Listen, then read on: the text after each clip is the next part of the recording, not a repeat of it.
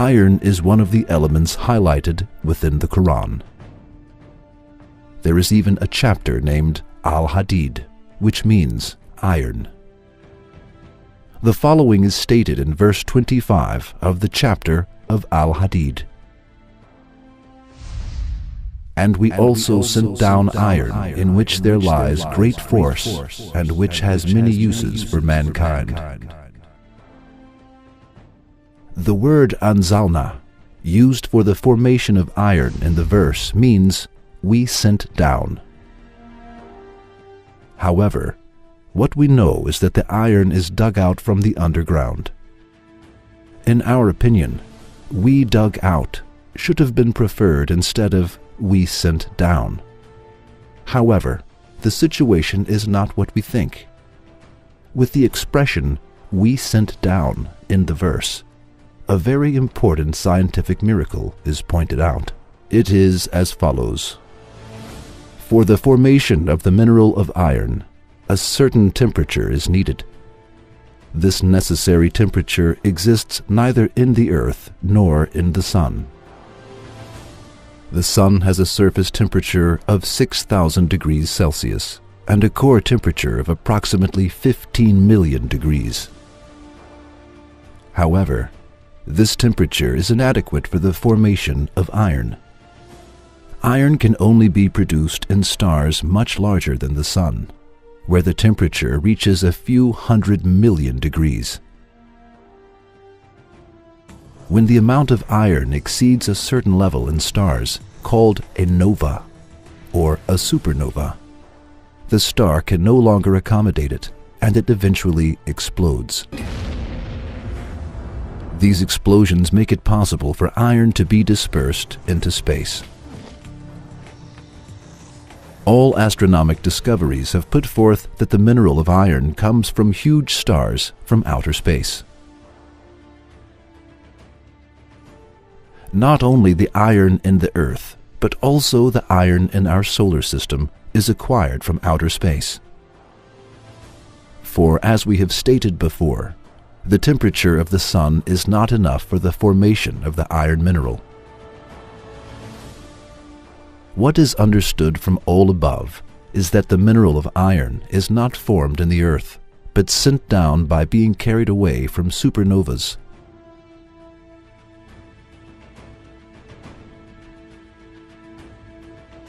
Just as it is stated in the universe, just as it is stated in the verse.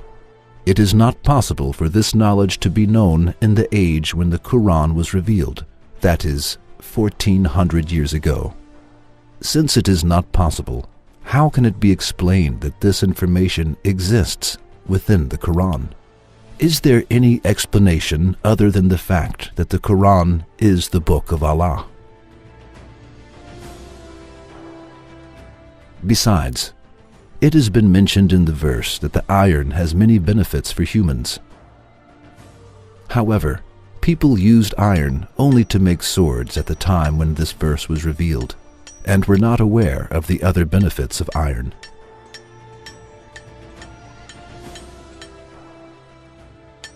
Despite this, the Quran stated, it has many benefits for mankind. Now, let us see the latest scientific data on iron. Without the iron atom, carbon-based life in the cosmos would not be possible.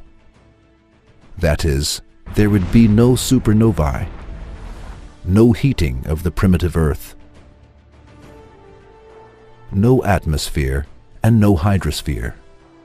There would be no protective magnetic field, no Van Allen radiation belts, no ozone layer, no metal to make hemoglobin in human blood,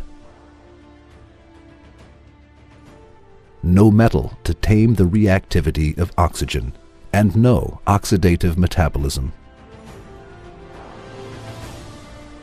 It is very significant and wise that attention is attracted to iron, particularly that the following is stated about it.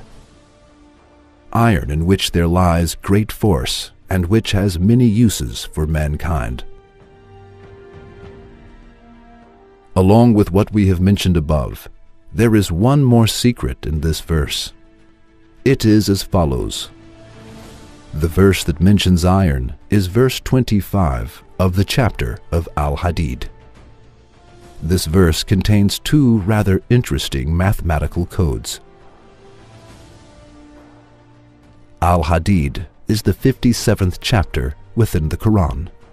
When the word is uttered with the definite article al, the, as Al-Hadid in Arabic, the sum of the abjad value, numerological value, of its letters is also 57.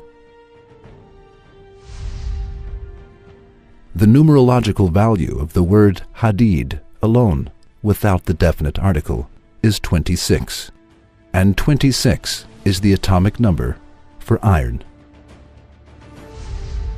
That is, when we utter it as Al-Hadid, its numerological value is 57, which is the number of the chapter within the Quran. When we utter it as Hadid, its numerological value is 26, which is the atomic number of iron. Now, let us think justly.